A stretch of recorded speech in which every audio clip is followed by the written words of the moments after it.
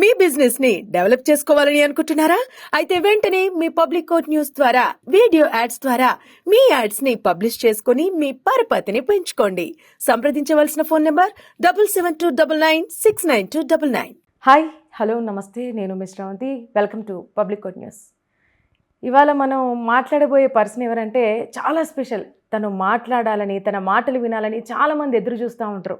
తనకు అసలు చాలామంది ఫ్యాన్ ఫాలోయింగ్ ఉన్నారు. ఒకరు ఏమంటారంటే ఝాన్సీ లక్ష్మీబాయి గుర్తొస్తుందంటారు, మరొకరు రాణి రుద్రమాదేవి గుర్తొస్తుందంటారు. అంటే తన మాటలు విన్న వాళ్ళు ఎవరైనా సరే సరే ఇప్పుడు మనం ఇంటర్వ్యూ ద్వారా తనతోని మళ్ళీ మనం మాట్లాడదాం, కొత్త కొత్త విషయాలన్నీ తెలుసుకుందాం. అసలు సనాతన ధర్మం గురించి తను ఇంకా ఎటువంటి పోరాటం చేయబోతోంది, అసలు ఏం చేయబోతోంది, వీటన్నిటి గురించి తనతో మాట్లాడదాం. మీకు అర్థమైపోయి ఉంటుంది ఆ పర్సన్ ఎవరని చెప్పేసి. సో భార్గవి కళ్యాణి గారు, తనతో మాట్లాడదాం. మేడం నమస్తే. నమస్కారం అండి. జై శ్రీరామ్. జై శ్రీరామ్. ఎలా ఉన్నారండి? అద్భుతంగా ఉన్నాం. మీరు ఎలా ఉన్నారు? నేను బాగున్నా అండి. అసలు చెప్పండి, మీరంటే ఇప్పుడు మాట్లాడినప్పుడు అలా మీరు చాలా ఫైర్గా మాట్లాడుతూ ఉంటారు. అంటే సనాతన ధర్మం జోలికి ఎవరైనా వస్తే చాలా ఫైర్ అవుతూ ఉంటారు. అసలు చూస్తే మీరు చాలా చిన్న ఏజ్, కానీ ఇంత ఫైర్ అంటే ఏదో చాలా అనుభవం ఉన్నట్టు, లేదా పెద్దవాళ్ళు ఎవరైతే ఇప్పుడు ఒక 50-60 ఇయర్స్ ఏజ్ వాళ్ళు ఎలా మాట్లాడతారో అంత ఫైర్గా మాట్లాడతారు. చాలా విషయాలు తెలుసు మీకు. అసలు అంటే ఈ కోవకు మీరు ఏ విధంగా వచ్చారన్నట్టు, ఇంత ఫైర్ ఎక్కడి నుంచి వచ్చింది మీకు? అసలు ధర్మం పట్ల ఉన్న ఆసక్తి మాత్రమేనండి. నాకు అనిపిస్తుంది ఏంటనంటే ప్రతి జీవి జన్మకి, పుట్టుకకి ఒక కారణం అనేది ఒకటి ఉంటుంది. కోట్లాది మంది పుడుతున్నారు, కోట్లాది మంది చనిపోతున్నారు. కానీ ఛత్రపతి శివాజీ మహారాజ్ ఒక్కడే ఎందుకు ఉన్నాడు అలా? ఆయనకు మాత్రమే దేవుడు ఎందుకు ఆ ధర్మాన్ని పెట్టి, లేకపోతే ఆ కర్తవ్యాన్ని ఆయనకిచ్చి ఆయన జీవితం ఎందుకు అలా సాగాల్సిన అవసరం ఏర్పడింది? మీరు అలాంటి రాజులు ఎంతోమందిని తీసుకోండి. ఎంతో వీరోచిత పోరాటాలు చేసిన వాళ్ళు చాలామంది ఉన్నారు. నరేంద్ర మోదీ గారు మాత్రమే ఆయన భార్యను వదిలేసి దేశం కోసం, ధర్మం కోసం మాత్రమే నేను ఇంకా ఉంటాను, ఆఖరి ఊపిరి వరకు నేను దేశం కోసమే పనిచేస్తాను, ఆయన మాత్రమే ఇన్ని కోట్ల మంది ఉన్న ఈ భారతదేశంలో ఆయన మాత్రమే అన్నీ వదిలేసి, సుఖాలను వదిలేసి ఇన్ని మాటలు పడుతూ ఈరోజు ప్రధానిగా ఎందుకున్నారు చెప్పండి? నాకేమనిపిస్తుందంటే ఇది నా అదృష్టంగా భావిస్తున్నానండి. ఏదో సరే ఆడపిల్లగా పుట్టానుగా, పెళ్లి చేసుకున్నానా, లేకపోతే నా కుటుంబం నాది, నా సంసారం నాది అని ఉంటే అందరిలాగే అయిపోతుంది జీవితం. కానీ దేవుడు నన్ను ఎన్నుకొని ఈ కార్యానికి నీకు ఒక సంకల్పాన్ని ఇస్తున్నావు, నువ్వు ముందుకు వేయాలి అని అడుగులు ఇటువైపు నడిపించాడేమో. అది దైవేచ్ఛ, దైవ సంకల్పంగానే నేను తీసుకుంటున్నాను. అది ధర్మం పట్ల నేను చేయాల్సిన బాధ్యతగా మాత్రమే తీసుకుంటున్నాను. అంతకుమించి ఇందులో గర్వానికి పోవాల్సిన అవసరం ఏం లేదండి. నా అదృష్టంగా భావిస్తున్నా. ఒక చిన్న వయసులో నాకు అవకాశం దక్కింది. నా ధర్మం గురించి నేను మాట్లాడుకోవాల్సిన అవకాశం దక్కింది. దానికోసం పోరాడగలిగే శక్తిని కూడా భగవంతుడు ఇవ్వడము, అది నా అదృష్టం అండి. అంతే. అది దేవుడు నాకు ఇచ్చిన ఒక డ్యూటీ, రెస్పాన్సిబిలిటీ. ఈ జన్మకి నీకు ఈ డ్యూటీ, ఈ వర్క్ చేయి నువ్వు అని నాకు ఈ వేలో తిప్పాడు చూసారు దేవుడు. నాకు దానికి ప్రతిరోజు కూడా నేను ఆయనకి కోటి వందనాలు తెలుపుకుంటూ ఉంటాను. ధన్యవాదాలు స్వామి, ఇంతమంది ఉన్నా కూడా నన్ను ఎంచుకొని ధర్మం కోసం నువ్వు కొట్లాడు అని నన్ను పంపిస్తున్నావు. నాకు కెపాసిటీ లేదండి, వాస్తవానికి కూడా కెపాసిటీ లేదు. ఎలా కూడా నేను ఫైట్ చేయగలుగుతానా, చేయలేనా, అసలు నేను ఏం చేయగలుగుతాను ఆ ధర్మం జోలికి ఎవరైనా వస్తే? బయట ఎన్ని జరుగుతున్నాయి, అసలు నా స్థాయి ఏంటి అనే ప్రశ్న ఎప్పుడు నన్ను కలిసివేస్తూనే ఉంటుంది. లోపల ఎప్పుడు ఒక తెలియని ఒక మదన గురవుతూనే ఉంటాను. నేను చేయగలుగుతానా, అసలు నేను ఏం చేయగలుగుతా, నా ధర్మానికి ఇంత నష్టం జరుగుతుంది దేశంలో, నేను కాపాడుకోగలుగుతానా, వచ్చే తరాలకి నేను ఈ ధర్మాన్ని సురక్షితంగా ఇవ్వగలుగుతానా అనే తెలియని ఒక బాధ లోపల ఎప్పుడు ఉంటూనే ఉంటుంది. కానీ నేను చేసే దాంట్లో ధర్మరక్షణ, వృతభక్తిలాగా ఆ రాముడికి, ఆ ధర్మ స్వరూపుడికి ఒక చిన్న వృతభక్తి మాత్రమే నేను సమర్పించుకోగలుగుతాను. అంతే అండి నా కెపాసిటీ. అసలు మీరు మాట్లాడుతుంటే మీ లోపల ఉన్నటువంటి వేదన ఎంత ఉందనేది మాకు స్పష్టంగా అర్థమవుతుంది కళ్యాణి గారు. అయితే ఇంకో విషయం ఏంటంటే, ఇప్పుడు ఎవరికైనా సరే లైఫ్లో ఒక సిచ్యువేషన్ అనేది ఇటువైపు మళ్ళిస్తుంది. అవును. మీ లైఫ్లో అంటే మీరు చిన్నప్పుడా, లేకపోతే ఏజ్లో ఉన్నప్పుడు మీకు అంటే ఏ సందర్భం మిమ్మల్ని ఈ విధంగా మార్చింది? నేను అదే అన్నాను కదండి ఇందాక, ఒక వే అనేది ఇప్పుడు లైఫ్లో యూటర్న్స్ అనేవి కొన్ని ఉంటాయి. అంటే మీరు ఇంకా కొన్ని డైవర్షన్స్ లేదండి. చిన్నప్పటి నుండి కూడా నాకు చదువు, ఇల్లు తప్ప మూడో ధ్యాస అనేది లేదు. ఓకే. చిన్నప్పటి నుండి భక్తి అనేది ఇంట్లో అమ్మ చిన్నప్పటి నుండి కూడా నేర్పించడం ఇదంతా ఉంది. కల్చరల్గా ఇంట్లో పెంచడం అదంతా ఉంది. కానీ ఇలా పాలిటిక్స్లోకి వెళ్ళాలని కానీ, లేకపోతే ఇలా ఫైట్ చేయాలని కానీ, లేకపోతే ఇలా ముందుకు వచ్చి మాట్లాడాలి, ఇలాంటి ఏం అంబిషన్స్ కానీ ఏం లేవండి. అంటే అదే ఫైటింగ్ స్పిరిట్ మీకు ఎట్లా వచ్చింది అని? స్టూడెంట్గా ఉన్న టైంలో కూడా నేను అంతా అంటే ఎడ్యుకేషన్ వైజ్ బాగా ఇంట్రెస్ట్ చూపించడము, నేను టాపర్నండి నేను. అలాంటి మనిషిని అంటే ఈ టైంకి నేను సెటిల్ అయిపోయి ఉండాల్సిన వ్యక్తిని పాలిటిక్స్లోకి రావడము, దీనికోసం వర్క్ చేయడం, మేబీ దీంట్లో చాలా ఎక్కువ సాటిస్ఫాక్షన్ ఉంది. ఒక మీటింగ్లో నేను మాట్లాడడం జరిగింది. అందులో బీజేపీ జిల్లా అధ్యక్షులు వాళ్ళు చూసి అమ్మాయిని పాలిటిక్స్లోకి తీసుకున్నామని, ఎందుకంటే నాన్నగారు కూడా పాలిటిక్స్లోనే ఉన్నారు. బీజేపీలోకి ఇప్పుడు మీలాగా చాలామంది వస్తారు, అంటే తపన ఏదో చెయ్యాలి. ఇప్పుడు మీరు ఇందాక అన్నట్టు ఉడత భక్తి సాయం కింద ఏదో ఒకటి చెయ్యాలి, ఏదో ఎంతో కొంత మార్పు తీసుకొచ్చినా చాలని మీరొక్కరనే కాదు, మీలాగా చాలామంది వస్తూ ఉంటారు. బట్ బీజేపీ పార్టీలో మనం అనుకున్నది అక్కడ ఏం చెయ్యలేమని చెప్పేసి వేరే పార్టీకి జంప్ అయిన వాళ్ళు కూడా ఉన్నారు. అంటే అంటే చెయ్యాలనుకున్నా మనకు అంత అంటే కావాల్సినంత కోఆపరేషన్స్ ఉండేవి సరిగ్గా అని చెప్పేసి చాలామంది జంప్ అవుతారు. ఎందుకంటే అంతే సపోర్ట్ ఏం చేయదా అసలు? నేను నా తరపు నుంచి మీరు అడిగితే అండి, ప్రతి వ్యక్తి తనకి చెందిన స్థాయిలో తను పని చేయగలుగుతారు. ఇప్పుడు హనుమంతుడు 100 యోజన సముద్రాన్ని దాటి లంకకెళ్ళి లంకా దహనం చేసి సీతమ్మ వారి జాడ కనిపెట్టి శ్రీరాముడి అంగుళీకం ఇచ్చి మరి వచ్చి సీతమ్మ వారి జాడని రాముడికి చెప్పాడు. అలా అని ప్రతి ఒక్క వానరము అదే పని చేసిందా అంటే చేయలేదు, కానీ వానరానికి తోచినంత చేసింది. ఉడత కూడా హనుమంతుడు చేసినంత చేయకపోవచ్చు, కానీ ఉడత భక్తిలో అది ఎంత చేయగలుగుతుందో అది చేయగలిగింది కదా. మనం కూడా అంతే అండి, ప్రతి ఒక్కరు వాళ్ళ స్థాయిలో వాళ్ళు. నేను అదే అంటా, నీకు ఒక టికెట్ ఇచ్చారనుకో, ధర్మం కోసం పోటీ చేయి, నిలబడు, గెలువు, నీ ధర్మాన్ని రక్షించుకో. నీకు టికెట్ రాలే, ఒక కార్యకర్తగా ఉండు. ఒక పోస్ట్ ఇస్తారు బీజేపీలో ఏదో ఒకటి, సరే నీకు పోస్ట్ కూడా ఇవ్వలే, కార్యకర్తగా ఉండు. నిన్ను కార్యకర్తకు కూడా ఎవరు ఉండనివ్వకుండా ఎవ్వరు ఉండరండి. నీకు ఆ సిచ్యువేషన్ కూడా వస్తే అట్లీస్ట్ బీజేపీకి నీ ధర్మాన్ని రక్షించుకోవడానికి నువ్వు నీ వేలికి ఇంకా అంటించుకొని 5 సంవత్సరాలకు ఒకసారి వెళ్ళి బీజేపీకి ఓటేస్తే చాలు. అంతవరకు నువ్వు చేయగలుగుతావు. అది కూడా చేయకుండా అయితే ఎవరు ఆపరుగా మిమ్మల్ని. అయితే మీరు అనేది సో అంటే మనం ఓవర్ ఎక్స్పెక్టేషన్స్ పెట్టుకోండి పార్టీలో. అంటే ఎవరెవరైతే మీరు అంటున్నారు చూసారా, చాలా చేయాలని పార్టీలోకి వచ్చి అవకాశాలు లేక వేరే పార్టీలోకి వెళ్ళిపోతున్నారండి అని. నువ్వు నీ ధర్మాన్ని రక్షించుకోవడానికి, దేశాన్ని రక్షించుకోవడానికి నీకు ఒక ఎజెండా సెట్ చేసుకొని నువ్వు పార్టీలోకి వస్తే నువ్వు వేరే పార్టీలు మారాల్సిన అవసరమే లేదు. ఎందుకంటే ఇక్కడ నేను కూర్చొని ధర్మం గురించి మాట్లాడి రేపు పొద్దున్న నాకు ఇక్కడ అవకాశాలు రాలేదు కాబట్టి నేను వేరే పార్టీలోకి జంప్ అవుతాననే వ్యక్తి తన స్వార్థం కోసం రాజకీయాలు చేస్తున్నాడు, ధర్మరక్షణ కోసం రాజకీయాలు చేయట్లేదు, లేకపోతే దేశంలో ఏదో గొప్ప మార్పు తీసుకురావడానికి రాజకీయాలు చేయట్లేదు. అయితే సో అది ఒక సెల్ఫ్ ఎజెండా పెట్టుకొని పార్టీలోకి రావడం అనేది కరెక్ట్ కాదనేది నా ఒపీనియన్ అండి. ఎందుకనంటే ఇప్పుడు నేను చెప్తాను, నరేంద్ర మోదీ గారు కూడా ఆయన 20 సంవత్సరాల్లో ఇప్పుడు ఆర్ఎస్ఎస్, చిన్నప్పటి నుండి ఆర్ఎస్ఎస్ అవి ఇవి అన్నీ చేసుకుంటూ వచ్చి 60 ఏళ్ళకి 70 ఏళ్ళకి ఇప్పుడు కదండి ఆయన ప్రధాని అయింది. 30-40 సంవత్సరాల పోరాటం లేదంటారా దాని వెనక? ఎంతోమంది గొప్ప గొప్ప నాయకులు మీరు చూస్తే అటల్ బిహారీ వాజ్పేయి గారు కానీ లేకపోతే అద్వానీ గారు కానీ ఎవరైనా కూడా స్థాపకుల దగ్గర నుంచి మొదలు పెట్టుకొని, శ్యామాప్రసాద్ ముఖర్జీ గారి దగ్గర నుంచి మొదలు పెట్టుకొని ఈరోజు ప్రధాని నరేంద్ర మోదీ గారి వరకు కూడా ఎవరైనా కూడా పార్టీలో సంవత్సరాల తరబడి పార్టీకి జెన్యూన్గా నిజాయితీగా పనిచేసిన వాళ్ళు, ఏం ఆశించకుండా పనిచేసిన వాళ్ళు. అందుకనే మనం దేని వెనక పరిగెడతామో అది మనకన్నా ఫాస్ట్ పరిగెడుతుందండి. ఎప్పుడైతే దాన్ని వదిలేసి మనం గోల్ వైపు పరిగెడతామో మన వెనుక వచ్చే సక్సెస్ దాన్ని ఆటోమేటిక్గా అదే వస్తుంది. కృష్ణుడు భగవద్గీతలో చెప్పింది కూడా అది. నువ్వు రిజల్ట్ ఆలోచించి నువ్వు పనులు చేస్తే నువ్వు ఎప్పటికీ డిస్సాటిస్ఫాక్షన్లోనే ఉంటావు. కానీ అదే నువ్వు ఏమొస్తుంది రిజల్ట్ అనేది పక్కన పెట్టి నువ్వు చేయాల్సిన కర్తవ్యాన్ని నువ్వు కరెక్ట్గా చేయి. ఏదొస్తే అది వస్తుందండి. ఇప్పుడు నేను పాపులర్ అయిపోవాలి, ఫేమస్ అయిపోవాలి, సెలబ్రిటీ అయిపోవాలి, లేక బీజేపీలో నేను ఏదో పిఎం అయిపోవాలని చెప్పి నేను ఇంటర్వ్యూలు ఇవ్వట్లే. నేను ధర్మరక్షణ కోసం నేను ఇంటర్వ్యూలు ఇస్తున్నాను. రేపు పొద్దున్న నన్ను గుర్తించి నాకు టికెట్ ఇస్తే అప్పుడు కదా నీకు వచ్చిన రిజల్ట్. అంతేగాని నేను టికెట్ కోసం మాట్లాడతానంటే అది నీ సెల్ఫ్ ఎజెండా, అది తప్పని నేను అంటానండి. వ్యక్తిగతంగా మీరు నన్ను అడిగితే నేను అదే చెప్తాను. నాకు జిల్లా స్పోక్స్ పర్సన్ ఇచ్చారండి, ఒక యువ మోర్చా, ఒక మోర్చా స్పోక్స్ పర్సన్, అదొక జిల్లాకి, స్టేట్కి కూడా కాదు. నేను ఆ చిన్న పోస్టును పట్టుకొని 3 సంవత్సరాల నుంచి నేను చేసే ప్రయత్నం నేను చేస్తూనే ఉన్నా, మాధ్యమాల ద్వారా కానీ ఎలా అయినా నేను చేస్తూనే ఉన్నా ప్రయత్నం.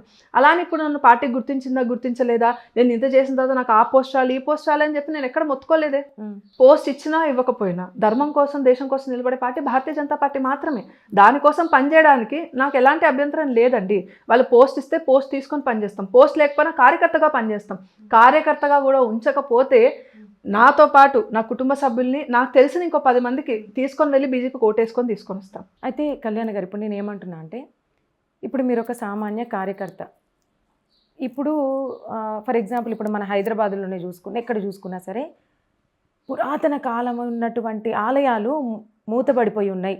ఆ చుట్టుపక్కల ముస్లిమ్స్ ఫర్ ఎగ్జాంపుల్ ఎవరైనా సరే అక్కడ ఉండి వేరే మతస్థులు నుండి అటు సైడ్ మనం వెళ్ళలేని పరిస్థితులు ఉన్నటువంటి ప్రదేశాలు కూడా ఉన్నాయి.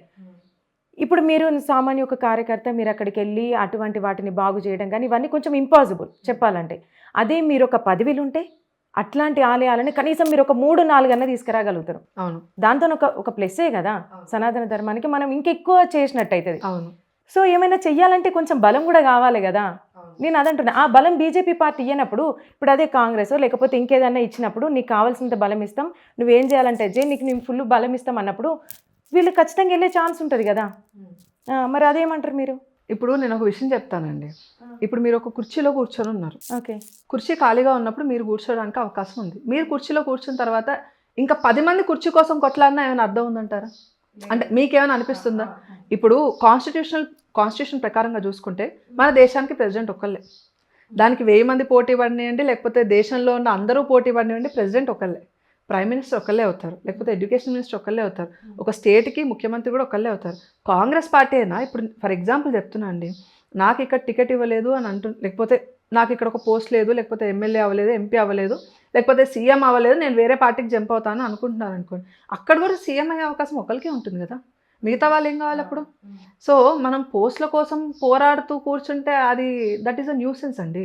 ఇప్పుడు మీకు క్యాపబిలిటీ ఉంది, మిమ్మల్ని పార్టీ గుర్తించింది, లేకపోతే మీకు ఒక అవకాశం దక్కింది అనుకోండి, మీ టైం పీరియడ్లో మీరు ఎమ్మెల్యేగా అయ్యి చేయండి, మీరు అనుకున్నది పవర్తో చేయండి. అదే మీకు పవర్ లేదని మీరు అనుకుంటున్నారు, ఆ పవర్ఫుల్ లీడర్స్ని ఎన్నుకొని వాళ్ళ కింద వాళ్ళతో పాటు సపోర్ట్ చేసుకుంటూ పని చేయండి. దాంట్లో నష్టమే ఉందండి. నాకైతే ఎలాంటి నష్టం కనిపించట్లేదే. ఇప్పుడు బండి సంజయ్ కుమార్ గారు ఉన్నారు, రాష్ట్ర అధ్యక్షులు అయ్యారు, ఆయన ధర్మం కోసం కొట్లాడుతున్నారు. ఎవ్వడికి దమ్ము లేదు ఇన్ని సంవత్సరాల్లో చార్మినార్ గడ్డ మీద జై శ్రీరామ్ అని గర్జించిన మొనగాడు మా బండి సంజయ్ కుమార్ గారు. అలాంటి వ్యక్తి ధర్మం కోసం కొట్లాడతారని అంటే 20 ఏళ్ళ ఆడపిల్ల అన్నీ వదిలేసి చెల్ బండి సంజయ్ కుమార్ గారు వెనక నడుద్దాము, ఏదైతే అది అవుతుంది, ప్రాణాలు సైతం తెగించి కొట్లాడదాము, ఈ జన్మకు అదే సార్థకత్వం అనుకొని సంజయ్ వెంబడి మేము నడుస్తూనే ఉన్నాం 5 పాదయాత్రలు. మేము అనుకోలేదే అప్పుడు సంజయ్ ఇప్పుడు స్టేట్ ప్రెసిడెంట్ ఉన్నాడు, తర్వాత నేను అయితనా అవ్వనా, ఆయన నన్ను చేస్తాడా చేయడా అనే ఆలోచనలో మేము అన్నెంబడి నడవలేదండి. ఆయన ఎంబడి తిరిగిన వేలాది మంది లక్షలాది మంది కార్యకర్తలు ఎవరూ చేయలే ఆ పని. బండి సంజయ్ కుమార్ గారు ఒక్క నాయకుడిని మేము భుజస్కంధాల మీద మోసినందుకు లక్షలాది మంది కార్యకర్తలు ఈరోజు హైందవ సంస్కృతి మీద మాట్లాడే దమ్మున్న నాయకుడు తెలంగాణకు వచ్చాడు కదా. అలాంటి దమ్మున్న నాయకుల్ని మనం సపోర్ట్ చేసినా కూడా చాలు కదండి. నేను బండి సంజయ్ కుమార్ గారి స్థాయికి ఎదగకపోవచ్చు నా జీవితకాలంలో, కానీ నాకున్న ఈ టైం పీరియడ్లో నేను అలాంటి వ్యక్తుల్ని సపోర్ట్ ఎందుకు చేయలేనండి? ఆ సపోర్ట్ చేయగలే దృక్పథం ఉండాలండి. నేనే కుర్చీలో కూర్చోవాలనేది అహంకారం, కానీ కుర్చీలో ఎవరున్నా మన ధర్మాన్ని రక్షించేవాడు ఉంటే చాలరా, మనం సపోర్ట్ చేద్దాం, ఆ కుర్చీని మన భుజాల మీద మోసుకొని తిరుగుదాం అనే ఒక గుండె, అంటే అంత ఒక ఫ్రీ హార్ట్ ఉన్న పర్సన్స్ మన బీజేపీ కార్యకర్తలు ఉన్నారు. అందుకని ఇంకా బీజేపీ ఇంత స్ట్రాంగ్గా ఉండడానికి మెయిన్ రీజన్ అదే అండి. ఎలాంటి పోస్టులు కాదు కదా, నిజంగా వాస్తవం కూడా చెప్తున్నానండి. మా నాన్న నేను కల్లారా చూశాను, ఎంతోమంది కార్యకర్తలు నేను చూశాను. రోజుకి కూలీ చేసుకుంటే 300 రూపాయలు వస్తాయి. ఆ 300 రాకపోతే ఇంట్లో బియ్యం రాదు, పాలు రావు, పిల్లలకి పాలు పట్టే గతి కూడా లేని వాళ్ళు ఆ రోజు కూడా మానుకొని వాళ్ళ ఇంట్లో నుంచి చద్దిమూట తెచ్చుకొని కూర్చొని తిని ఊర్లో తిరిగి ప్రచారం చేసిన వాళ్ళు లక్షల్లో చూపిస్తాను మీకు బీజేపీలో. వాళ్ళు ఏం ఆశించారండి? మారుమూల గ్రామంలో ఉన్న ఒక విలేజ్లో అసలు మారుమూల తాండాలలో ఉండి బీజేపీ కండు వేసుకొని తిరిగే కార్యకర్త ప్రధాని అవ్వాలని ఆలోచించి తిరుగుతున్నాడా, లేకపోతే ఎమ్మెల్యే అవ్వాలని కనీసం వార్డు మెంబర్ అవ్వాలన్న కళ కూడా కనట్లేదండి. కళ ఫ్రీయే కదా, నిద్రపోతే కళ కనొచ్చు, లేకపోతే కూర్చొని కూడా అబ్బా నేను పిఎం అయిపోతే ఎలా బాగుంటుంది, ఇక్కడ బాడీగార్డ్ అక్కడ బాడీగార్డ్, ముందు కార్లు వెనక కార్లు గన్నులు, నాకు ఫుల్ మీడియా సపోర్ట్ అని ఊహించవచ్చు. కానీ అలా కూడా ఊహించరండి. ఒక బీజేపీలో ఉన్న గొప్పతనం ఏంటంటే ఒక కార్యకర్త MLA, MP, minister, PM, CM కన్నా కార్యకర్తగా ఉండడానికి గర్వపడతాడండి. ఎందుకంటే ఎమ్మెల్యే అయిన వాళ్ళు వేరే పార్టీ వాళ్ళు ఈ మినిస్టర్ ఇస్తాం, అది ఇస్తాం, ఇది ఇస్తాం అంటే వెళ్ళిపోయే ఛాన్సెస్ ఉంటాయి, కానీ కార్యకర్త మాత్రం ఎప్పుడు పార్టీ మారడు. అందుకే ప్రధాని నరేంద్ర మోదీ గారు కూడా నేను ప్రధానమంత్రిని కాదు ప్రధాన సేవక్ అని చెప్పుకుంటాడు. ఎందుకంటే సేవ చేసే అంత గొప్పతనము వాళ్ళ పోస్టుకున్న గొప్పతనం ఆయనకు కూడా లేదని ఆయనకు కూడా తెలుసు కాబట్టి. అంటే ఇప్పుడు తెలంగాణలో ఇప్పుడు బీజేపీ అక్కడ కేంద్రంలో ఉంది, బీజేపీ మీరు అన్నట్టు చాలామంది కార్యకర్తలు ఉంటారు, అభిమానం ఉంటుంది, ఎక్కువ పార్టీ కోసం కష్టపడే వాళ్ళు ఉంటారు. మీరు ఇందాక అన్నట్టు వాస్తవం, ఏం పదవి గురించి దేని గురించి ఆలోచించారు. ఎందుకు అసలు తెలంగాణలో ఎందుకు మెయిన్ ప్రతిపక్ష పార్టీగా ఎందుకు ఉండలేకపోతుంది? దీనికి రీజన్ ఏంటంటారు? చూడండి, 1980లో బీజేపీని స్థాపించిన తర్వాత గవర్నమెంట్ని ఫామ్ చేయడానికి మాకు ఎంత టైం పట్టింది? ఒక స్టెబుల్ గవర్నమెంట్ వాజ్పేయి గారి హయాంలో 1999 వరకు స్టెబుల్ గవర్నమెంట్ లేదు మాది, అంటే సుమారు 19 years. ఓకే, ఇంతకాలం పట్టింది. మనము ఒక్కొక్క రాష్ట్రంలో దాని తర్వాత కూడా 10 సంవత్సరాలు 2004లో వాజ్పేయి గారు దిగిపోయిన తర్వాత 10 సంవత్సరాలు మళ్ళీ కాంగ్రెసే ఉంది. మళ్ళీ అసలు బీజేపీ వస్తుందన్న దాఖలాలు కూడా లేవు. అలాంటి 2014లో అకస్మాత్తుగా హైయెస్ట్ మెజారిటీతో బీజేపీ గవర్నమెంట్లోకి వచ్చింది. 2019లో వచ్చింది, ఇప్పుడు 24లో కూడా వచ్చింది. 3 టర్మ్స్ కంటిన్యూస్గా. అప్పటి వరకు అసలు బీజేపీ అంటే వీళ్ళు తిరుగుతూ ఉంటారులే, కాంగ్రెస్ వాళ్ళు కూడా ఏదో జెండాలు పట్టుకొని తిరుగుతూ ఉంటారు పిచ్చోళ్ళు, వీళ్ళతో ఏమవుతుంది, దేశాన్ని గాంధీ పరివారాన్ని నెహ్రూ పరివారాన్ని మట్టుగరిపి వాళ్ళ కుర్చీలో వీళ్ళు కూర్చునంటే అంత దమ్ము వీళ్ళకి ఎక్కడి నుంచి ఉంది, లేదులే చిన్న బచ్చాగాలు తిరుగుతున్నారు అనుకున్నారు. కానీ ఎట్లా అయిందండి, వాళ్ళ రాజ్యాల్ని కొల్లగొట్టి ఇప్పుడు ఎలా ఉంది దేశం అనేది. కాబట్టి వి కాంట్ ఎక్స్పెక్ట్ ఎప్పుడు ఏం జరుగుతుంది ఏంటి అని. ఎప్పుడు కూడా రాజకీయాలు ఎలా ఉంటాయంటే అండి, దేశ రాజకీయాలు ఒకలా ఉంటాయి, వివిధ రాష్ట్రాలకి సంబంధించిన రాజకీయాలు డిఫరెంట్ ఉంటాయి. మన నార్త్ సైడ్ అందరూ కూడా చాలా వరకు నార్దర్న్ పార్ట్ మీరు మధ్యప్రదేశ్ నుంచి మొత్తం పైన కాశ్మీర్ వరకు తీసుకుంటే అక్కడ చాలామంది అంటే ముఘలు సామ్రాజ్యాలు కానీ ఇవి ఉండి ఆడపిల్లల మీద అత్యాచారాలు జరిగిన కుటుంబాలు ఇంకా ఉన్నాయి. అంటే ఆ గాయాలు వాళ్ళ రక్తపు డిఎన్ఏలో నెక్స్ట్ జనరేషన్స్కి వచ్చాయి. వాళ్ళకి ఆ కష్టం తెలుసండి. మన హైందవ సంస్కృతి సంప్రదాయాలను ఎలా కాపాడుకోవాలని ఒక ఉడుకుతున్న రక్తం అంటారు చూసారండి, పసిపిల్లల దగ్గర నుంచి ఉంది వాళ్ళకి. అందుకనే హిందుత్వ ఎజెండా మీద వచ్చిన భారతీయ జనతా పార్టీకి పూర్తి మద్దతుగా నిలిచింది. కార్యకర్తలు కూడా అంతే స్పీడప్ అయ్యి చాలా ఫాస్ట్, అంటే దేశానికి స్వాతంత్రం తెచ్చిన కాంగ్రెస్ పార్టీ అని ఆ ఎజెండా మీద ఇన్ని సంవత్సరాలు కూడా దేశాన్ని పరిపాలిస్తూనే ఉన్నారు కదా కాంగ్రెస్ వాళ్ళు. ఆ ఎజెండాని కాలదన్ని హిందుత్వాన్ని సపోర్ట్ చేసే ఒక పార్టీని మనం కేంద్రంలో తీసుకొని వచ్చామంటే ఎంత సపోర్ట్ ఎక్కడి నుంచి వచ్చిందంటారు? ప్రజల నుంచే కదా. మనకి ఈ డౌన్ సైడ్ ఏమైపోయిందని అంటే సౌత్ జోన్లో ఈ ద్రవిడియన్ ఆర్యన్ సిస్టమ్ తీసుకొని వచ్చి ఎక్కువ మటుకు కన్వర్ట్స్ ఈ రీజియన్లో ఉండడం వల్ల, ఇక్కడ ఎక్కువ కన్వర్షన్స్ జరగడం వల్ల, అండ్ వీళ్ళకి ఎక్కువ హిందుత్వ ఎజెండాస్ మీద ఎక్కువ ఫోకస్ చేయరు. That is the main problem. అందుకే బీజేపీ ఎంత ప్రయత్నిస్తున్నా కూడా ఇక్కడ ఏంటి అని అంటే అండి, నేను అనకూడదు కానీ ఫ్రీ బస్ ఇస్తామని అంటే వాళ్ళు ఏం పనులు చేశారు అన్న విషయాన్ని మర్చిపోయి మరీ ఓట్లేస్తారు. నీకు నెలకు 2000 ఇస్తామని అంటే వాళ్ళ తల్లిని కూడా అమ్మేస్తారు. ఓకే, నీకు పెన్షన్ ఇస్తామని అంటే వాళ్ళ భార్యను కూడా అమ్మేస్తారు. అలాంటి స్టేజ్ మైండ్ సెట్లో ప్రజలు ఉండిపోతున్నారు. అంటే నా ఉద్దేశం ఏంటంటే, నీకు వచ్చేది మేము ఫ్రీగా ఇస్తాము అని అంటే నీ ధర్మం పరిస్థితి ఏంటి, నీ దేశం పరిస్థితి ఏంటి, అసలు రేపు ఈ గవర్నమెంట్ వస్తే నీ పిల్లల భవిష్యత్తు ఏంటి, ట్యాక్సులు ఎలా పెరుగుతాయి, ఇవన్నీ ఆలోచించరండి. వాళ్ళకి నెలకి 2000 ఇస్తా అన్నారుగా, సరే ఆ చట్టీకి ఓట్లు వేసేస్తాం. ఈ ఎజెండా నడుస్తున్నప్పుడు how can a party get in to the power? మీరు ఒకసారి ఆలోచించండి. కానీ ఇప్పుడు ఏదైతే రీజియన్స్ ఉన్నాయో, ఎక్కడెక్కడైతే బీజేపీ గెలవలేకపోతుందో అక్కడ ప్రయత్నాలు జరుగుతూనే ఉంటాయండి. ఇప్పుడు పాలిటిక్స్లో ఎలా ఉంటుందంటే, ఓకే కాంగ్రెస్ ఒక పెద్ద పార్టీ, మన ప్రీవియస్ జనరేషన్ చూసుకొని కాంగ్రెస్ చాలా గ్రేట్ ఉందా, ఎజెండా ఉందా, అది అందరూ కాంగ్రెస్ వాళ్ళకి ఓట్లు వేసిన దాఖలాలు ఉన్న ప్రతి కుటుంబం ఓట్లు వేసింది కదండి కాంగ్రెస్కి ఇన్ని సంవత్సరాల పాటు. మా తాతలు ముత్తాతలు అందరూ కాంగ్రెస్కి వేశారు. మరి ఏమంటారు దానికి? మరి ఇప్పుడు అదే కాంగ్రెస్ కనీసం అపోజిషన్ పొజిషన్ని కూడా ఏమంటారు లేని స్టేజ్కి ఎందుకు దిగజారిపోయింది అంటారు? So time has to change. కొంచెం ఒక పాలిటిక్స్లో ఎలా అంటే ఒక పీరియడ్ ఆఫ్ టైం పడుతుంది. జనాలకి ఏంటి అని అంటే వాళ్ళకి కొత్తదనం వద్దు, కొత్త డెవలప్మెంట్స్ వద్దు, వాళ్ళ జీవితం ఎలా ఉంటే సరిపోతుంది. వాళ్ళ కొత్త మార్పులు ఏం అవసరం లేదు గవర్నమెంట్ నుంచి, వాళ్ళు ఎక్స్పెక్ట్ కూడా చేయట్లేదు. That is the main problem. You expect it from the government. నువ్వు ట్యాక్స్ కడుతున్నావు, ఎక్స్పెక్ట్ చేయి గవర్నమెంట్ నుంచి నీకు ఇది చేయాలని. 5 సంవత్సరాలకు ఒకసారి ఎలక్షన్స్ వచ్చినప్పుడు 1000-2000 ఇవ్వాలని నువ్వు కోరుకోకు. నువ్వు వెళ్ళి దరఖాస్తు పెడితే ప్రతి నెల ఇప్పుడు ఎలక్షన్స్ టైంలో ఇచ్చిన హామీలు కాంగ్రెస్ పార్టీ ఎన్ని నెరవేర్చిందండి? ఇన్ని ఎలక్షన్స్ అయ్యాయి. నేను వాళ్ళ ఫస్ట్ ఎలక్షన్ కంటెస్ట్ చేస్తున్న కాన్స్టిట్యూయెంట్ అసెంబ్లీ దగ్గర నుంచి మొదలు పెట్టుకొని మొన్న 2023లో జరిగిన ఎలక్షన్స్, 24లో జరిగిన ఎలక్షన్స్ వరకు అన్ని మేనిఫెస్టోలు తీసి నేను చూపిస్తా కాంగ్రెస్ ఏమేమి హామీలు ఇచ్చింది అని, ఇప్పటివరకు ఎన్ని నెరవేర్చిందని. హామీలు ఇచ్చినవన్నీ నెరవేర్చారండి. కానీ what you have to expect? నీ దేశం ఎంత, ఇప్పుడు ఈరోజు నువ్వు నీ కొడుకుని ఇంత చదివిస్తున్నావు, కానీ రేపు వాడు అమెరికాకి వెళ్ళకపోతే సెటిల్ అయ్యే అవకాశం లేని సిచ్యువేషన్ ఉండింది కాంగ్రెస్ హయాంలో. కానీ ఇప్పుడు అలాంటి సిచ్యువేషన్స్ లేవు కదండి. వాళ్ళ ఓన్గా వాళ్ళు స్టార్టప్స్ పెట్టుకుంటున్నారు, గవర్నమెంట్ దానికి సపోర్ట్ చేస్తుంది, దానికి పర్మిషన్స్ని ఫుల్ క్లియరెన్స్ అని సపోర్ట్ ఇచ్చింది. ఇప్పుడు ఎంతమంది యూనికార్న్స్ ప్రొడ్యూస్ అయ్యారు మన భారతదేశంలో? ఎకనామీ ఎలా ఫాస్ట్గా గ్రో అవుతుంది. సో ఇలాంటి నన్ను అడిగితే ఏదో డబ్బులు ఇచ్చారుగా, మంది ఇచ్చారుగా, బిర్యానీ ఇచ్చారుగా, ఈ టైప్ ఆఫ్ ఓటింగ్ మెకానిజంని పక్కన పెట్టి మన దేశాన్ని ఏ పార్టీ అభివృద్ధి కోణంలో తీసుకొని వెళ్తుంది, పర్టికులర్లీ మన ధర్మానికి సపోర్ట్ చేస్తున్న పార్టీ ఏది, లేకపోతే మన ధర్మం నాశనం అయిపోతే ఇతర ధర్మంలో వాళ్ళ ఏమంటారు వాళ్ళు ప్రాక్టీస్ చేసేది ఏదైతే ఉంటుందో దాన్ని మనం తట్టుకోలేం, మన ఆడపిల్లలు తట్టుకోలేరు, లేకపోతే వ్యవస్థ అంతా చిన్నభిన్నం అయిపోతుంది. మన ధర్మాన్ని రక్షించే పార్టీ ఏది, ఇవన్నీ అనలైజ్ చేసి ఇప్పుడు ఒక స్కూల్లో వేయాలంటేనే 100 మందిని అడుగుతామండి. ఒక ఓటు వేసేటప్పుడు మాత్రం ఎవరిని అడగం మనం. వాడు వచ్చాడా, డబ్బులు ఇచ్చాడా, అంతే. ఇప్పుడు 5 సంవత్సరాల ముందు ఒక నాయకుడు వస్తాడండి, ఓటేమని అడుగుతాడు, వీడికి సిగ్గుంది అసలు 5 సంవత్సరాల తర్వాత వచ్చి అదే మట్టి రోడ్డు మీదనే వచ్చి మళ్ళీ అదే మట్టి రోడ్లో ఏమని అడుగుతాడు. మనకైతే సిగ్గుందా, అరే నువ్వు లాస్ట్ 5 సంవత్సరాల ముందు వచ్చి ఓటాడడానికి కొంచెం సిగ్గు సరం మాయనం ఏమైనా ఉందారా నీకు, సిగ్గుందా చెప్పు తీసి కొడతాము, అదే మట్టి రోడ్ 5 సంవత్సరాల ముందు ఉంది, 5 సంవత్సరాల తర్వాత కూడా అదే మట్టి రోడ్ ఉంది, ఏం బీక్ పొడిచావు అని ఎందుకు అడగలేవు, ఎందుకు దమ్ము లేదు? వాడు వస్తాడు అమ్మా అంటాడు, నువ్వు బొట్టు పెడతావు, హారతిస్తావు, 2000 తీసుకుంటావు, మళ్ళీ ఆడికే ఓటేస్తావు. ఎక్కడి నుంచి వస్తుంది అభివృద్ధి? నీకు ఒక ఇల్లు లేదు, 5 సంవత్సరాల ముందు ఓటేయడానికి అడిగినప్పుడు ఇల్లు కావాలండి అని అడిగినప్పుడు 5 సంవత్సరాలు కూడా ఇల్లు నీకు రాలేదు, నువ్వు ఎందుకు ఓటేస్తున్నావు అలాంటి వాళ్ళకి? ఇవన్నీ ఆలోచించుకొని ఎప్పుడైతే ఓటింగ్ సిస్టమ్ అనేది స్టార్ట్ అవుతుందో ఒక చేంజ్ అనేది ఉంటుందండి. 2014లోనే ఆ చేంజింగ్ సిస్టమ్ స్టార్ట్ అయ్యింది.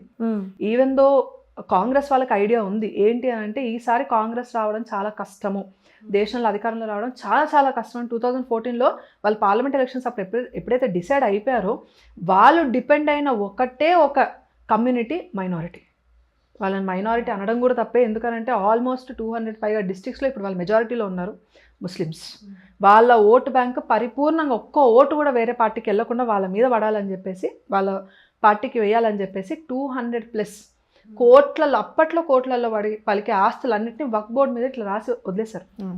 అయినా కూడా గెలవలేకపోయింది Congress party. So political situations మారుతూ ఉంటాయి. అలా అని చెప్పి ఈరోజు ఓడిపోయామని చెప్పేసి మేము మీడియా ముందుకు రాకుండా అయితే లేంగా. గెలిచినా వస్తాం, ఓడిపోయినా వస్తాం, గెలిచే వరకు వస్తాం, గెలిచినాక కూడా వస్తాం. అది బీజేపీ. కళ్యాణి గారు, ఇప్పటిదాకా మీరు అంటున్నారు కదా, అంటే ఫ్రీ పథకాలు ఇస్తాము అట్లా అని చెప్పేసి చాలామంది ఓట్లేసారు అది అని మీరు అన్నారు కదా. వాళ్ళు ఏ విధంగా ఆలోచిస్తారంటే డెవలప్మెంట్ కంటే ఏంటంటే ఈ 2000కు మేము ఎంత కష్టపడాలా, ఏదో 2000 వాళ్ళు ఇస్తా అంటున్నారు, సంథింగ్ ఈ విధంగానే ఆలోచిస్తారు. సరే వీళ్ళ గురించి మనం పక్కన పెడితే, ఎందుకంటే వాళ్ళ పేదరికం వాళ్ళని అలా ఆ విధంగా మార్చేసిందని మనం అనుకుంటే చాలామంది చదువుకున్న వాళ్ళు ఓట్లేయట్లేదు. మొన్న రీసెంట్గా ఆయన ఎమ్మెల్సీ ఎలక్షన్స్కి ప్రచారానికి వెళ్తే ఎంత ఇస్తారు ఓటుకి, 10,000 20,000 అని అడిగారు. చదువుకున్న గ్రాడ్యుయేట్స్. ఇది మన దేశంలో ఉన్న పరిస్థితి. సో బయట దేశస్తులు లేకపోతే ఇతర మతస్థులు వచ్చి మన దేశాన్ని, అంటే 80% మెజారిటీ, ఇప్పుడంటే 80, అప్పుడు 90% మెజారిటీలో ఉన్న హిందువులు, కేవలం 10% ముస్లిం జనాభా ఉన్న ఈ దేశంలో వాళ్ళు మనల్ని పరిపాలించారు అని అంటే, వాళ్ళు మన మీద హుకుం చెలాయించారంటే మనలో ఎన్ని ఇంబ్యాలెన్స్లు ఉంటే అట్లా అవుతుందండి. మనకు ఒక క్లారిటీ ఆఫ్ థాట్ లేకపోవడం వల్ల. అయితే ఇప్పటి వరకు మనం చూసుకున్నట్టయితే హిందూ మతం పక్కన పెడితే వేరే వాళ్ళ దాంట్లో ఉన్నంత ఐకమత్యం హిందూ ధర్మంలో కులాలకు ఇచ్చినంత ప్రియారిటీ ఇవ్వరు, వాళ్ళ ధర్మానికి ఇవ్వరు. ఎందుకట్లా మరి? ఇప్పుడు సరే ఒకవేళ ఇప్పుడు ఈ మైనారిటీ వాళ్ళ దాంట్లో ఎవరికైనా సరే, ఫర్ ఎగ్జాంపుల్ ఎవరైనా అమ్మాయికి ఏదైనా జరిగినా లేదా ఎవరికైనా ఏదైనా కష్టం వచ్చినా ఏదైనా ఉంటే వాళ్ళంతా ఏకమైపోతారు. మరి మన దాంట్లో ఎందుకు ఉండదు అట్లా? అంటే జనాలు ఎక్కువ మంది ఉన్నారు, మన ఈ హిందూ ధర్మంలో చాలామంది ఉన్నారు, ఏం కాదులే నేను పోతే ఇంకోటి వస్తాడు అని అనుకుంటారా? మరి ఎందుకు? మరి దీని గురించి మీరు ఏం చెప్తారు, ఏం చెప్పాలనుకుంటున్నారు? ఇక్కడ చాలా విషయాలు ఉన్నాయండి.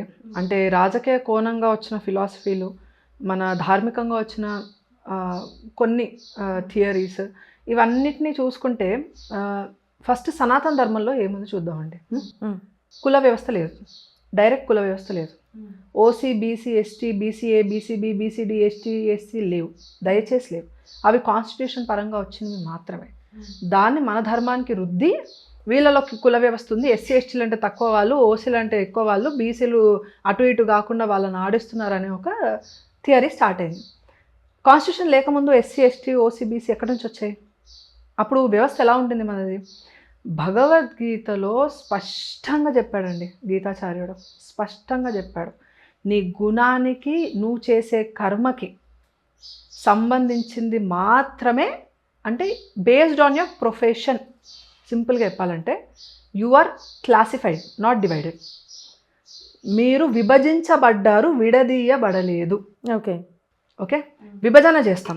ఇప్పుడు మీ స్టూడియో ఉందండి, CEO ఒకళ్ళు ఉంటారు, వాచ్మెన్ ఒకళ్ళు ఉంటారు, రైట్? వాచ్మెన్ నేను గేట్ బయట ఎందుకు ఉండాలి, సీఈఓ లోపల ఎలా కూర్చుంటాడు అంటే నన్ను తక్కువ చేసి చూస్తున్నారు, వాడిని ఎక్కువ చేసి చూస్తున్నారు, ఇది సమానత్వానికి కరెక్ట్ అయిన విధానం కాదు, నేను వెళ్ళి సీఈఓ కుర్చీలో కూర్చుంటాను ఎవరైనా అంటే దాన్ని మీరు ఎంతవరకు యాక్సెప్ట్ చేస్తారు? Is it acceptable? ఒక జనరల్ ఏమని అంటారు, మన ఐటీ లాంగ్వేజ్ ఉంటుంది కదండి, ఈ కార్పొరేట్ భాషలో మనం మాట్లాడుకుందాం.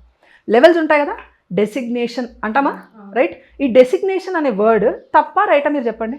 ఇప్పుడు you are designated as something. ఇప్పుడు ఒక బ్యాంక్లో చూసుకోండి, మేనేజర్ ఉంటారు, లేకపోతే క్యాషియర్ ఉంటారు, వాచ్మెన్ ఉంటారు, లేకపోతే ఏమంటారు ఇంకోళ్ళు ఉంటారు.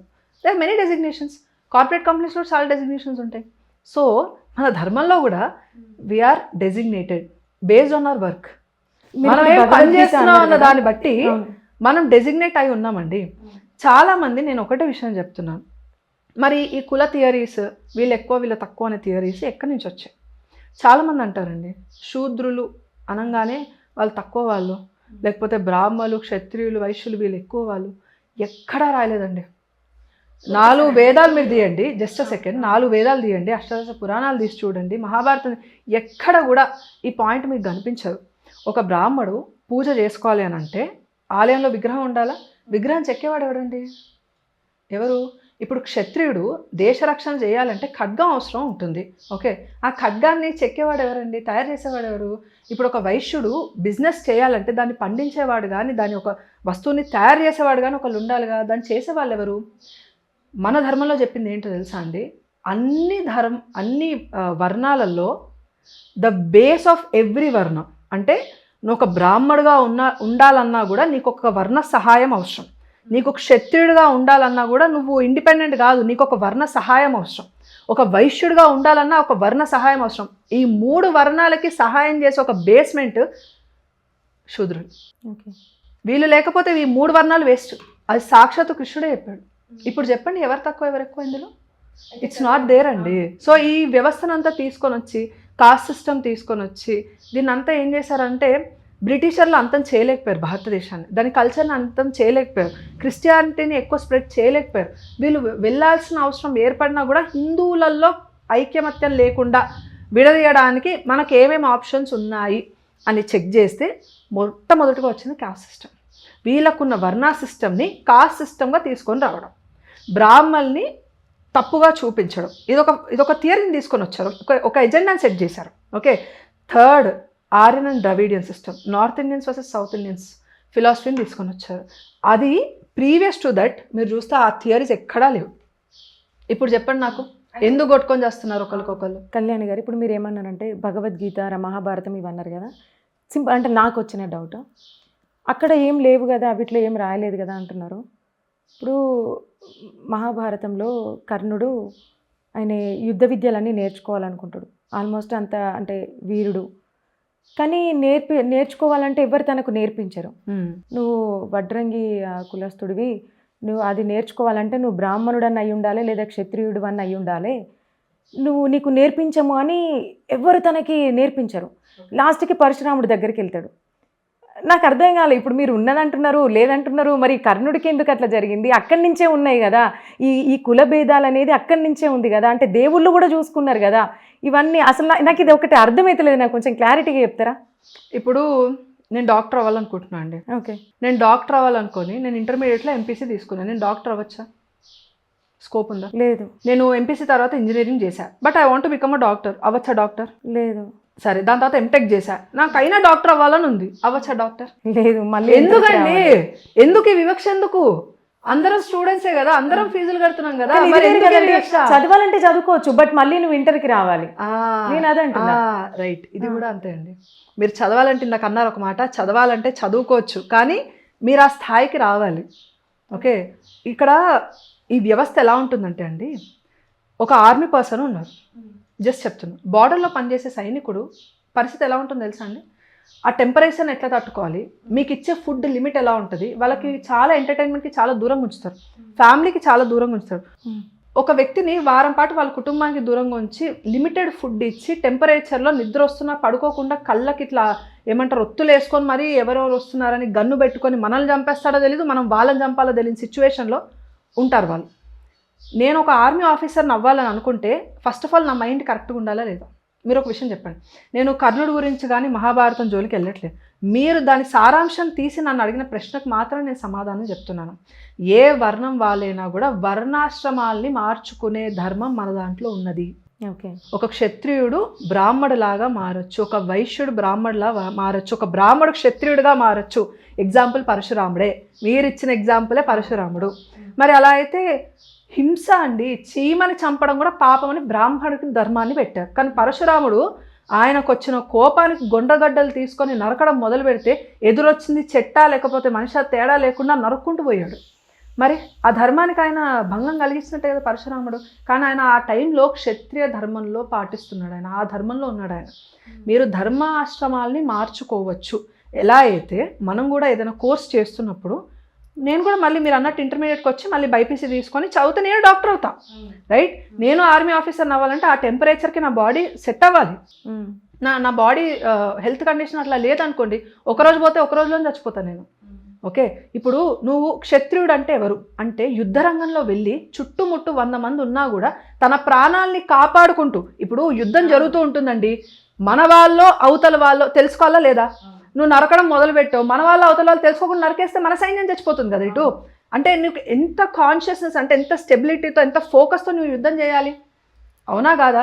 నీకు ఎంత ఓర్పు ఉండాలి. అలసిపోతారండి, చాలా త్వరగా అలసిపోతారు. ఎందుకనంటే వాళ్ళ వర్ణానికి సంబంధించిన ఆశ్రమంలో ఉన్న వాళ్ళందరూ కూడా కూర్చొని పనిచేసేవాళ్ళు, వ్యాయామాలు చేసేవాళ్ళు కాదు, బలాన్ని పటుత్వంగా చేసుకునే వాళ్ళు కాదు వాళ్ళు, లేకపోతే గంటల తరబడి యుద్ధం అలసిపోకుండా యుద్ధం చేసే నైపుణ్యం ఉన్నవాళ్ళు కాదు. అందుకని వర్ణాశ్రమాల్ని, ఇప్పుడు నేను ఉన్నానండి, ప్రతి ఒక్కళ్ళు నేనే రాజు అయిపోవాలని అనుకున్నారు అనుకోండి, సైనికుడు ఎవడవుతాడు? అర్థం చేసుకోండి ఒక మాట, అవునా కాదా? వాస్తవమా కాదా? సో ఈ సిస్టమ్ ఇలా వచ్చింది. కానీ నువ్వు ఇలాంటి కులానికి, అసలు కులం అన్న మాటే లేదండి, ఆ వ్యవస్థ లేదు మన దగ్గర. అది మాట్లాడడం కూడా మన అజ్ఞానానికి చిహ్నం. అది మన ధర్మంలో లేదది, లేదు లేదు లేదది. ఓకే, మాట్లాడద్దు మనం దాని గురించి. మీరు వర్ణాశ్రమాల్ని మారే ఒక ధర్మం కూడా, దానికి సంబంధించిన ఇది కూడా మన ధర్మంలో ఉంది. We have the philosophy net. అయితే complete, it's a clear cut statement. Caste system లేదు. ఎగ్జాంపుల్ చెప్తున్నానండి, నాకు తలనొప్పి వచ్చింది అనుకోండి, నాకు తలనొప్పి వచ్చింది, నాకు తలనొప్పి వచ్చింది, నాకు తలనొప్పి వచ్చింది, తలకి నొప్పి వచ్చింది అనే స్టేట్మెంట్ వరకు వచ్చాం మనం. నీకు తలనొప్పి వచ్చింది, తలకి నొప్పి కాదు అంటే అసలు తలకే నొప్పి ఉంటుంది అనే దగ్గరకు వచ్చింది మన పరిస్థితి. కానీ మనం ఏం చెప్పాలంటే, సరే నీకు తలనొప్పి వచ్చింది కాబట్టి దీనికి మందు ఇది అని చెప్పేవాళ్ళు లేక ప్రాబ్లమ్స్ వస్తున్నాయి. కాస్ట్ సిస్టమ్ ఉంది, వీళ్ళు తక్కువ, వీళ్ళు తక్కువ, వీళ్ళు తక్కువ అంటే మేము తక్కువ, మేము తక్కువ, మేము తక్కువ అని వాళ్ళు తక్కువ అయిపోతూనే ఉన్నారు. ఎవరన్నారు మీకు? ఎవరు మాట్లాడలేదే, ఎవరు ఇది చేయొద్దు చేయమని ఏం చెప్పట్లేదే.